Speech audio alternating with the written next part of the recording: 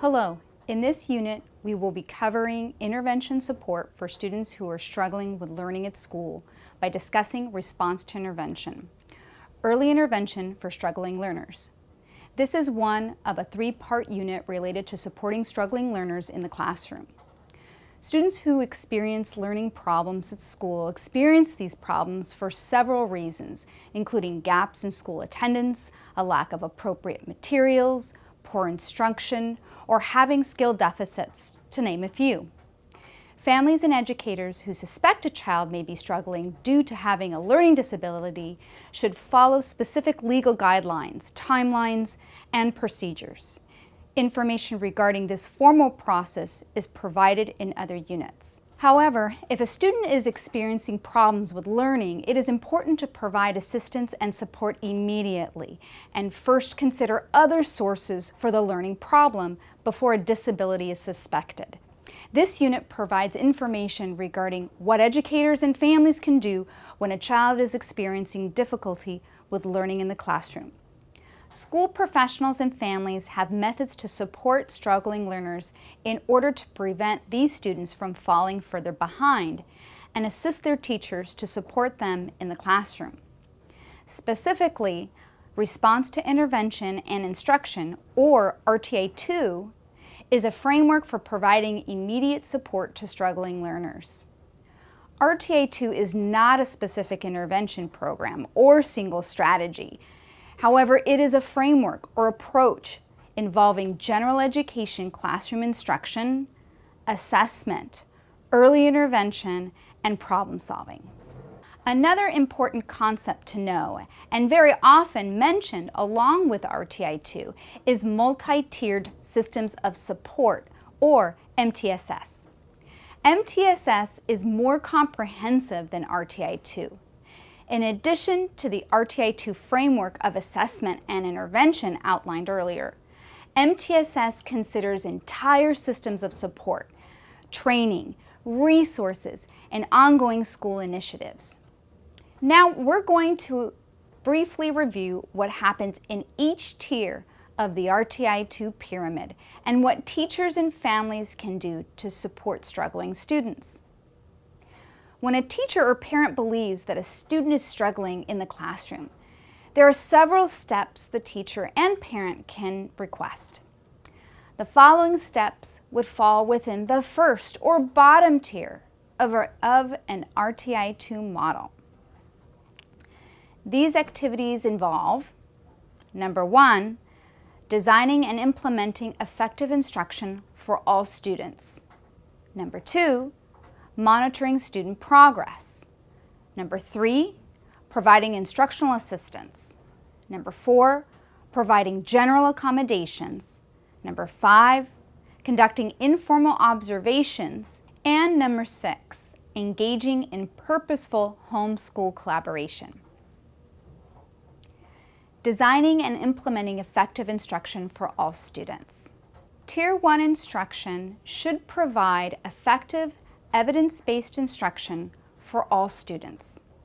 This should involve designing instruction that makes the curriculum accessible for students with diverse learning needs by removing potential barriers to learning. Teachers should design their instruction according to this model, known as Universal Design for Learning, or UDL for short. The 3 principles of UDL include providing multiple means of engagement to motivate students and their learning in different ways. Providing multiple means of representation, which involves presenting content to students in different ways to support their understanding. And finally, providing multiple means of action and expression, which involves giving students different options to demonstrate their learning. For more information on the basics of UDL, go to the IRIS Center for the module on UDL, available in both English and Spanish. Monitoring student progress. Within an RTI 2 framework, schools monitor all students' progress. briefly testing students in core skill areas like reading, 3 to 4 times per academic year. This is what is known as universal screening. After conducting universal screening with all students, teachers may notice a few students or a group of students falling significantly below expected learning benchmarks in comparison to their peers. This is particularly noticeable when a student is compared to peers from similar linguistic, cultural, and educational backgrounds. Teachers can continue to monitor students' progress more frequently in key skill areas like reading once or twice a month to determine if they continue to struggle in comparison to similar peers. Teachers may use curriculum-based and informal measures to monitor these students and regularly inform their instruction. Providing instructional assistance. The teacher can determine how best to provide struggling learners with additional assistance in the classroom. This may include previewing, reviewing, or supplementing general instruction in students' areas of need, either individually or in small groups, with other students having similar needs. Methods should be purposeful and reflecting evidence-based practices. Other methods that may provide additional instructional opportunities for students who struggle in the classroom include peer support, cooperative instruction, after-school assistance, and cross-age tutoring. Providing general accommodations. Teachers can consider multiple ways to remove barriers to learning throughout the school day while maintaining learning expectations. Accommodations can provide improvements to how instruction can be delivered, how students respond or express what they know. Examples of accommodations include repeating instructions, providing outlines in advance or templates to supplement verbal lectures or instructions, providing larger text type. These are not modifications which would change, lower, or reduce learning expectations. Conducting informal observations. Conducting informal classroom observations provide additional information regarding how a struggling student is working in the classroom during instruction.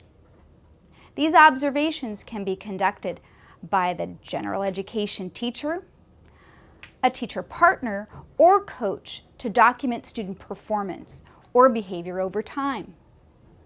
Engaging in purposeful homeschool collaboration. Teachers should keep the lines of communication open with family members in order to determine what works best with the student and under what conditions. Teachers and parents can provide information about successful and optimal learning conditions for the student and/or other additional support and experiences at home that make sense for the child and family. Here we end the first steps of the Tier 1 interventions.